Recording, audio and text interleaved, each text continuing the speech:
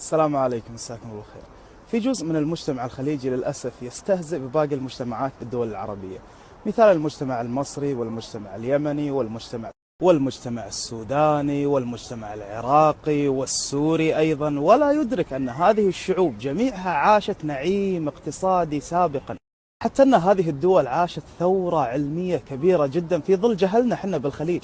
لكن لو بنقول هذه الدول بقليمنا، ليش لحقنا بلساننا المغرب للأسف؟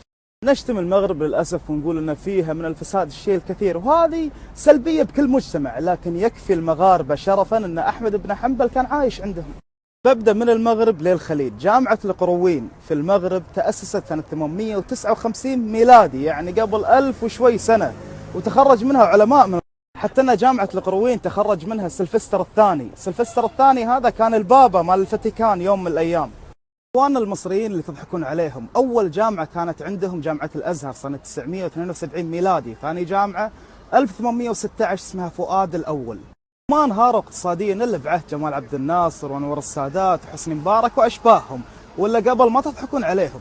كذلك اخواننا بسوريا الله يرفع عنهم، اول جامعه عندهم 1903. والعراق اللي تقول هذا عراقي نجس خله، هذا اول جامعه عنده 1908. انت ما عندك مدرسه. كذلك اخواننا بالسودان عندهم جامعه 1902. انت شنو 1902 يوم تقول عن السوداني كسول؟ يا رجل اسكت. تعال بالراجع الكويت وبعدين ننزل تحت. اول مدرسه المباركيه 1911، وجامعتنا الوحيده 1966. شايفين نفسنا على شنو؟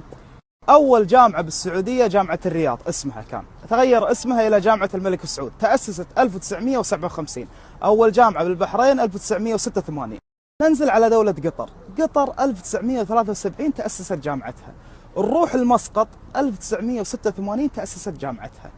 باقي الإمارات تأسست جامعتها 1976. شوفوا سابقيننا بمئات السنين من العلم، حنا ليش شايفين نفسنا عليهم ما أدري. في دولة رئيسية نسيت حاليا قاعد تشتم لأن بس فيها الحوثيين، نشتم اليمنيين كلهم بس عشان الحوثيين جزء صغير ما له علاقة تقول حق اليمني أبو يمن. طبعا لما تقول له ابو يمن انت قاعد تستنقص منه، لانه هو يمني، تقدر تقول اخوي اليمني، عنده حضاره ما عندك، سابقك علميا، سابقك تجاريا، سابقك في كل شيء. طبعا اليمن من اوائل الدول اللي صدرت البن للعالم، يقول فيهم الشاعر خلف بن هذال: كيف لنا نحرقه بالنار ونزل له لو انقطع، لو ورا صنعه عنينا له. يقصد مينا.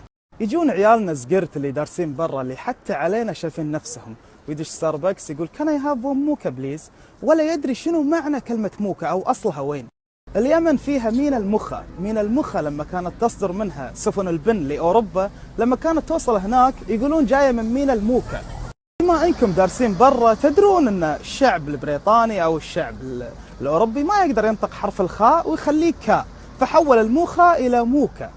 نهاية احمدوا الله على النعمة اللي انتم فيها، وانزلوا الناس منازلهم، ولا تستهزئون بحد، لا تدور علينا الدوائر يوم من الأيام. اسمحوا لي على الإطالة.